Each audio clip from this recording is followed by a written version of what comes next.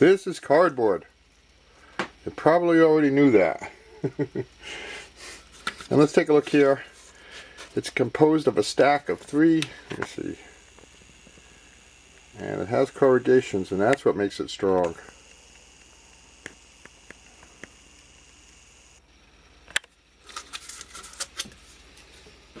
And when you're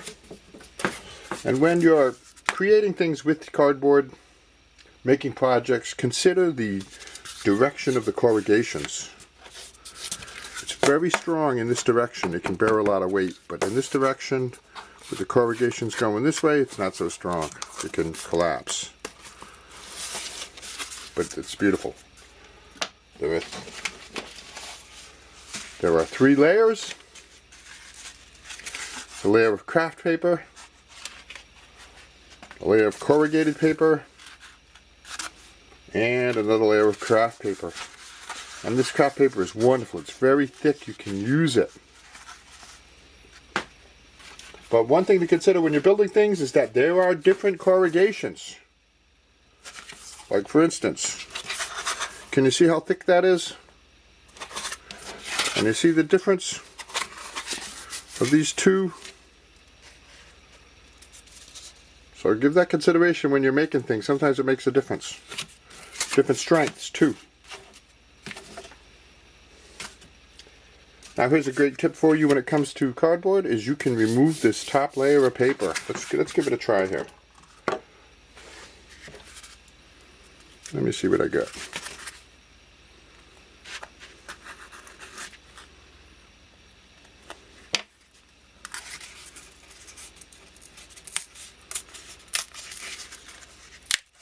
Hear that beautiful click, click?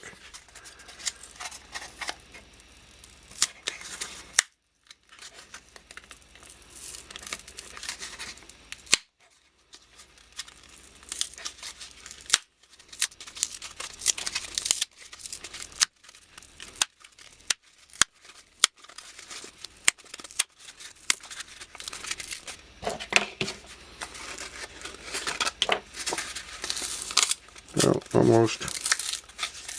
Got most of it.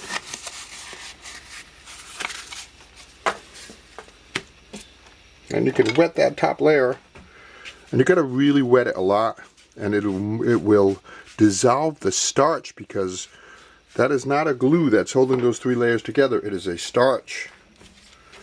And then with time, see how that's, now I had pre-wet this, but you can really separate that. Give it some more time. Let the water soak in.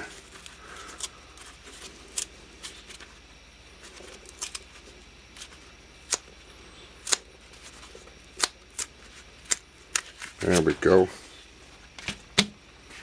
So now let's talk about gluing cardboard. Alternate the corrugations for strength. As the corrugations are going this way, corrugations are going that way, glue them together like this so the corrugations alternate. That will make for a stronger cardboard. Another method is what I call ripple gluing. When you remove the sheets like that, you can apply a glue and then ripple glue it. That makes for a beautiful, strong bond.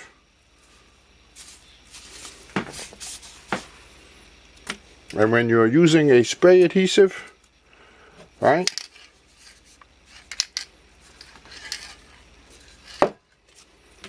what you want to do is make sure you alternate it, but you apply the spray adhesive and it'll stick instantly. So what you have to do is this, right, because it won't move.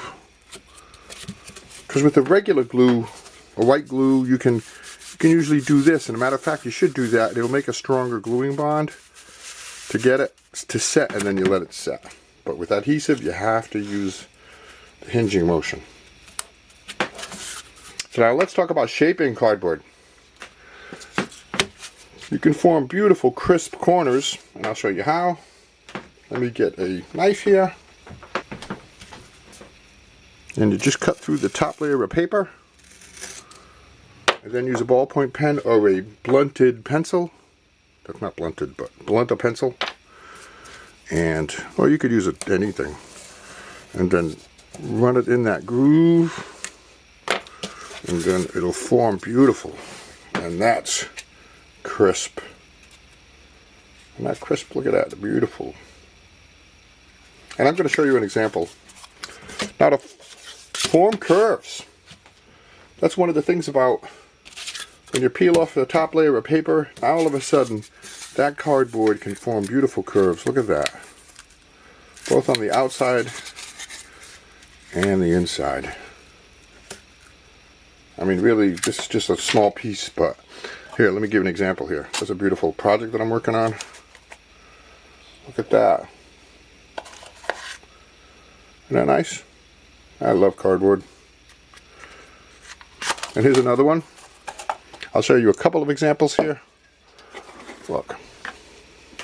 Can you see that? This is an earlier project that I did. You can check out that video on my YouTube channel. I'll put a link. So it's got this beautiful curved top to it. Let me see here. Isn't that nice? Also curved these strips. Those are, I removed one layer of the craft paper and those strips will go on there nice. I used that technique for beautiful crisp corners. Right. See? And this actually has a secret where this box actually locks. It's got a secret lock, and if you don't know about it, you look at that and you say, oh, how do you open this? You don't realize that that's the secret. And you can open it. Like I said, there's a video on that. So, a couple more things. There are tools for kids to, because cardboard is just wonderful. It's plentiful, it's cheap, it's pretty much free, you know, and kids love to work with it. There are some kid-friendly tools. Like this is a canary knife. I actually have 3 of these. And it's got these micro serrations on it, but this is for older kids because it can cut. But it isn't like a knife, like a real knife. But it can cut. It's more like a sawing action. That's a canary, but it's really nice. I think it's Japanese. Really nice. Cuts beautiful. You can shape. And another one is by a company called Make Do. This is the Safe Saw. The Make Do Safe Saw. The Make Do is the name of the company, and it's got, you know, these. This is much safer. That's not cuttable for skin. It's got 2 edges. One is a finer serration, and one is a thicker serration.